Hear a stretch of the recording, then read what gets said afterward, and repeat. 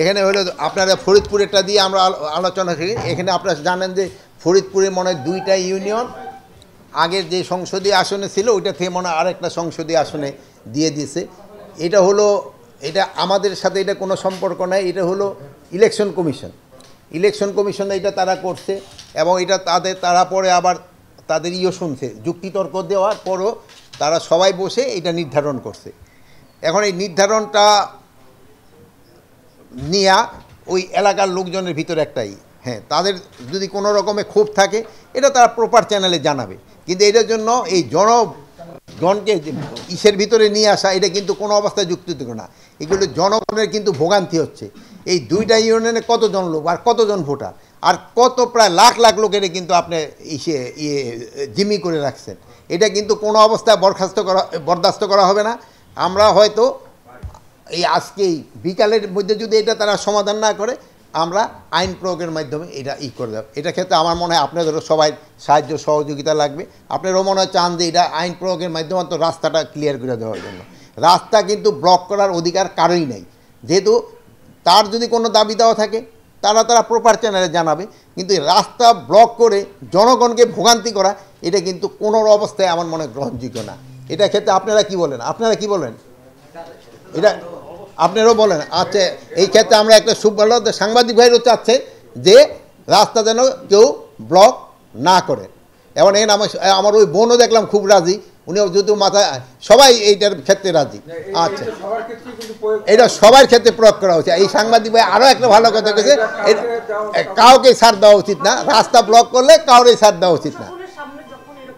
আচ্ছা, এখন নেক্সট পয়েন্টটা যাই। নেক্সট পয়েন্টটা হলো পূজা। আপনারা জানেন যে পূজা একেবারে ঘনে আসছে, এই জন্য পূজার ক্ষেত্রে আমাদের যত ধরনের প্রস্তুতি আমাদের নিতে হবে। এটা একটা পূজার একটা ধর্মীয় অনুষ্ঠান এবং এটার পবিত্রতা রক্ষা করা কিন্তু আমাদের সবাই দায়িত্ব। কে কোন ধর্মের আমরা তা করব না, এটা সবাই আমাদের দায়িত্ব, এই তারা যেন ভালোভাবে পূজাটা করতে পারে।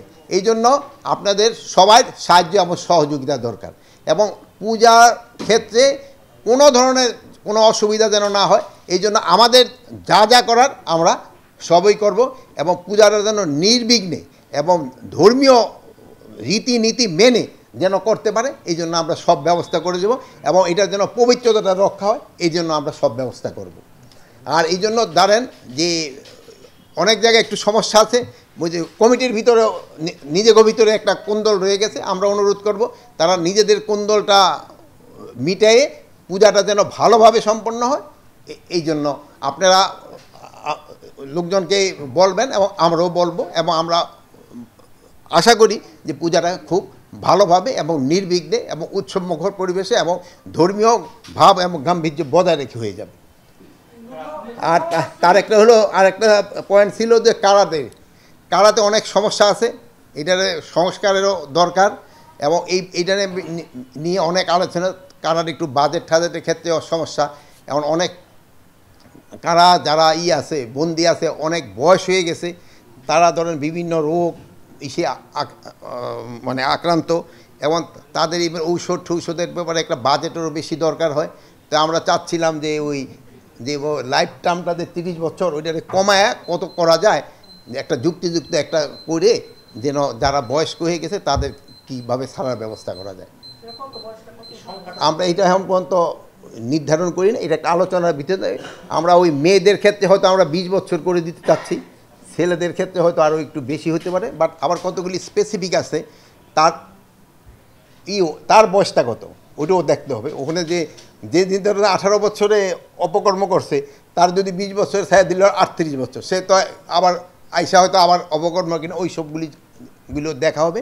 বাট মেয়েদের ক্ষেত্রে আমরা একটুখানি বেশি লিবারেল। লুট হওয়ার অস্ত্র যেগুলি আছে এইগুলি কিন্তু প্রতিদিনে উদ্ধার হচ্ছে।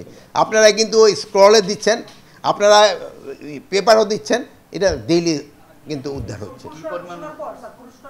পুরস্কার ঘোষণার পরও এটা উদ্ধার হচ্ছে। তো আপনাকে ভিতরে মনে হয় কেউ এখন পর্যন্ত পুরস্কার পান নাই, আমি অনুরোধ করবো আপনারা 2-1টা পুরস্কার নেন। এই সংখ্যাগুলি তো সব এত মনে রাখেন। আইন শৃঙ্খলা পরিস্থিতি নির্বাচনের সময় যেন খুব ভালো থাকে, এই ব্যাপারে আলোচনা হয়েছে। হ্যাঁ,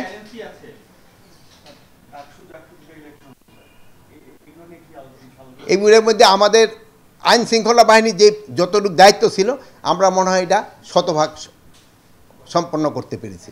আমাদের আইন শৃঙ্খলা বাহিনীর সম্বন্ধে কারো কোনো ধরনের কোনো অভিযোগ নাই এবং আমাদের কোনো প্রস্তুতিরও কোনো অভাব ছিল না। এই জাতীয় নির্বাচন তো আরও অনেক পরে, এটার জন্য তো আপনারা জানেন আমরা ট্রেনিং সব শুরু করে দিতে আমাদের প্রস্তুতি শুরু হয়ে গেছে। আপনারা ভালো থাকেন, আল্লাহ হাফেজ।